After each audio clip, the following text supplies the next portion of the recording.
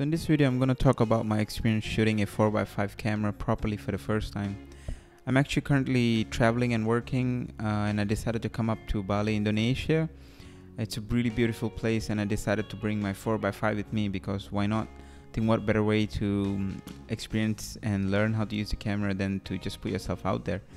So yep.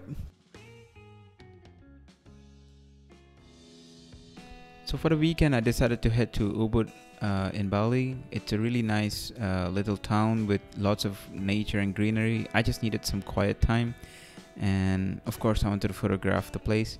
So I found this really nice Airbnb that was situated among rice fields and I got it for the weekend. And as I got there I already saw some really nice pictures that I could make, and I woke up early in the morning and decided to head out, scout the location, and later on in the day after breakfast I went out and made a couple of photos. So here I'm setting up my 4x5 Nagaoka field camera. It is a beautiful handcrafted wood and brass camera. I actually have a review of it coming up soon, but it's a pleasure to shoot with this camera. So shooting 4x5 is obviously a lot more involved than, let's say, shooting 35mm or medium format, and the process is something that I am adapting to. Even carrying the tripod is something new to me. I'm not used to carrying tripods with me, especially a heavy one.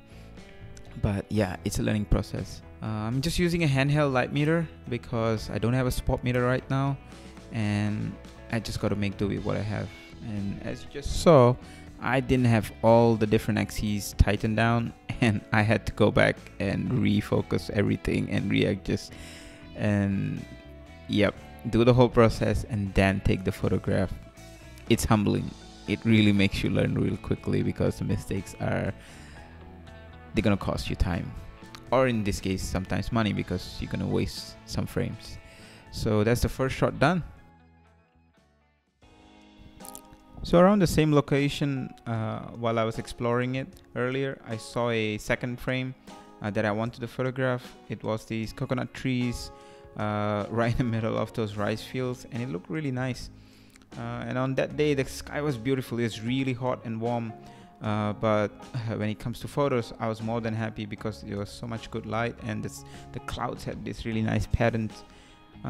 What you won't notice, or what I didn't notice earlier, was my front standard of my camera was actually tilted forward. I didn't set it up properly, and that's again going back to you have to really be careful and set up everything properly.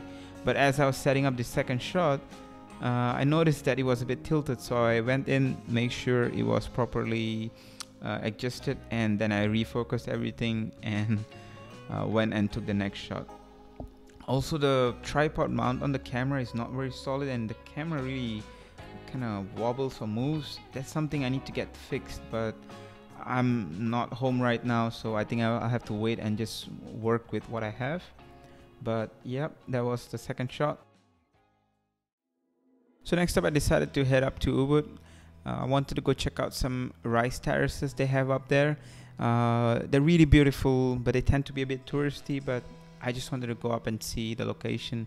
And when I got there I didn't really feel like photographing it, so I just decided to roam around. And while exploring I came across this really beautiful location, and of course I was like, I need to photograph this. It's too pretty to let go. So I decided to stop and take a couple of shots. So in the first one I wanted to really capture this scene where there were some houses on the right, some rice fields in the foreground, and really beautiful greenery and palm trees, coconut trees in the background. And the sky was not the best. It was a bit washed out. The clouds were not great, but it was high noon and it was not ideal conditions, but I just wanted to make a frame, so you know I was not gonna let go. So I just set up everything again and went ahead, carefully loaded based on my experience early in the day, and made sure that I also blocked the lens from any unwanted lens flare, because the sun was really glaring from the top, and I just wanted to make sure that it was not affecting the shot.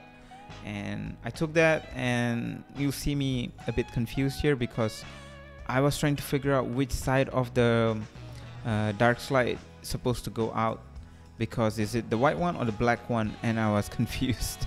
That's again part of the process of learning how to shoot 4x5, and even after you take the photo there are steps you need to do. So yeah, that's done, and here's the photograph. And then again in the same location I made the last frame for this weekend. This was a shot that I actually saw when I first came across this place.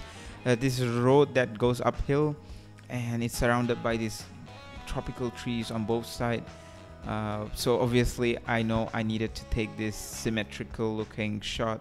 I had it in my mind, so I set it up, and of course looking through the ground glass, it looks amazing. Like it just leaves you speechless. And the location was empty, there was no people. It was just you could just hear all the insects and the greenery. Everything was perfect, and I took this shot.